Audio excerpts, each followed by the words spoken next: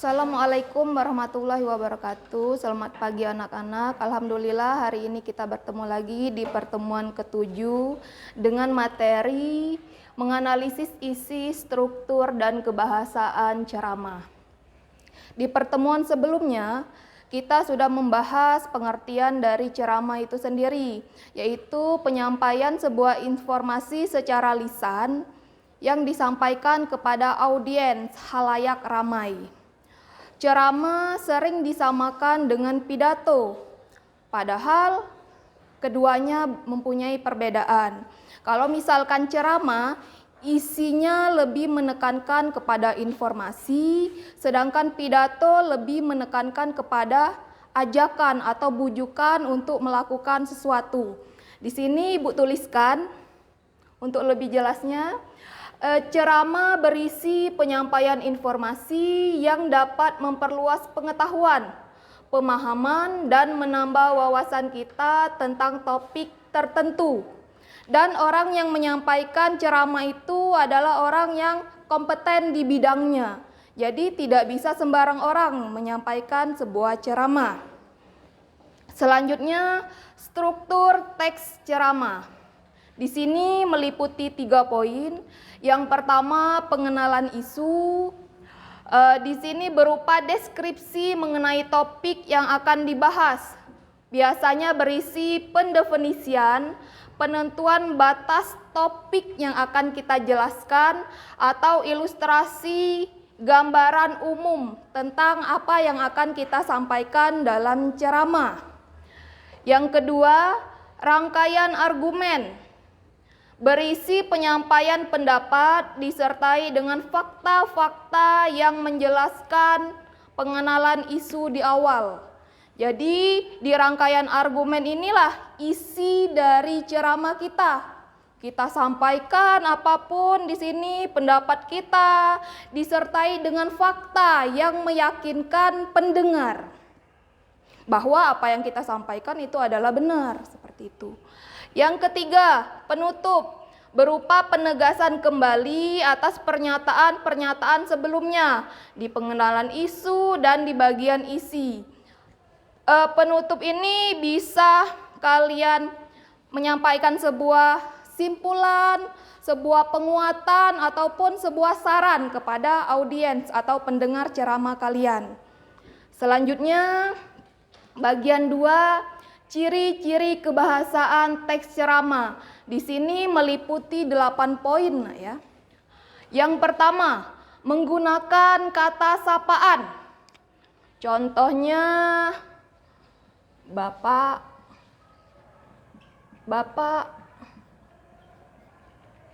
hadirin, saudara-saudara, ibu-ibu, teman-teman, disesuaikan dengan pendengar, disesuaikan dengan siapa yang mendengarkan ceramah kalian. Jadi kata sapaannya disesuaikan, jangan semua kalian sebutkan, disesuaikan dengan audiensnya. Yang kedua, menggunakan kata ganti orang pertama. Contohnya, saya, kita. Jadi lebih dekat. Saya di sini menyampaikan ceramah tentang apa, misalkan. Yang ketiga, menggunakan pernyataan yang berupa definisi. Kata definisi ini contohnya adalah, yaitu, yakni. Jadi misalkan kalian menjelaskan ceramah tentang apa, di awal di pengenalan isu, kalian jelaskan dulu. Misalkan kalian mau menjelaskan tentang ceramahnya tentang seperti Ibu ya, tentang teks ceramah. Nah, di situ kalian jelaskan ceramah adalah, atau ceramah yaitu, ceramah yakni, itu merupakan kata pendefinisian. Yang selanjutnya menggunakan kata teknis atau kata peristilahan berkaitan dengan bidang tertentu atau berkaitan dengan topik ceramah yang kalian sampaikan. Jadi harus ada kata teknis di dalamnya atau kata-kata peristilahan. Yang selanjutnya, menggunakan kata yang menunjukkan hubungan argumentasi. Hubungan argumentasi sebab akibat atau sering juga disebut konjungsi kausalitas. Contohnya bisa sebab, katanya seperti itu. Jadi ada menggunakan konjungsi kausalitas, menggunakan kata yang menyatakan hubungan temporal berkaitan dengan waktu.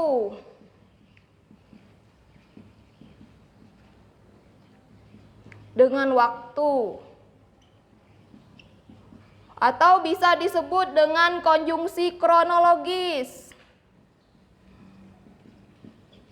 Contohnya kata lalu, kemudian, dan lain sebagainya. Selanjutnya, menggunakan kata kerja mental berkaitan dengan mental kita. Contohnya misalkan kalian menggunakan kata berpendapat, berasumsi, berkaitan dengan kata kerja mental. Menggunakan kata persuasif atau harapan. Contohnya mudah-mudahan.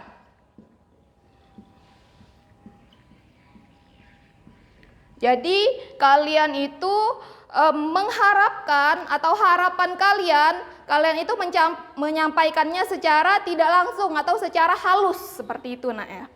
Itulah tadi 8 ciri-ciri kebahasaan teks ceramah.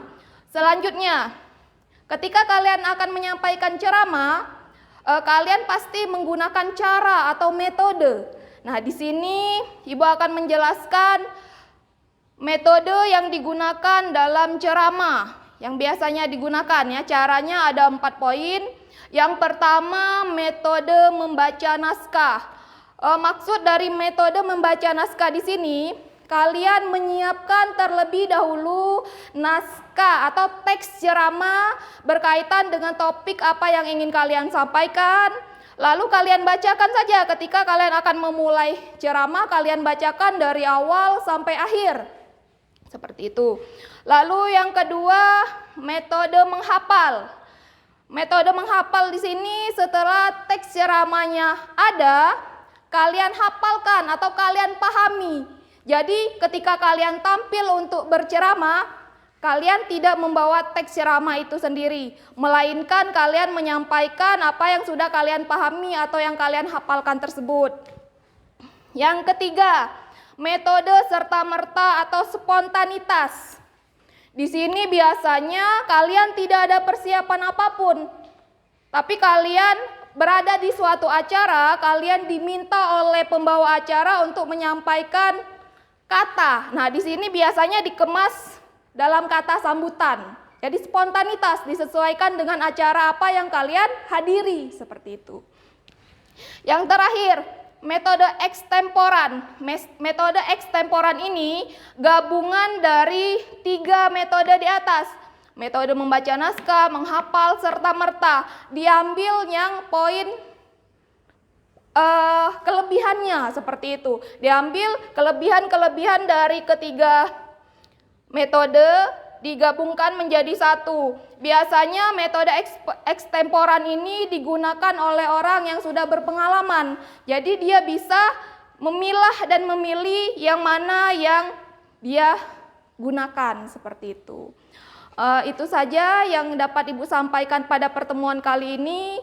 Semoga kalian bisa memahami apa yang sudah Ibu sampaikan.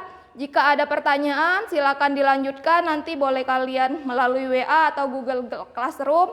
Dan di situ nanti Ibu tambahi materinya untuk lebih jelasnya lagi. Ibu akhiri untuk hari ini. Wassalamualaikum warahmatullahi wabarakatuh.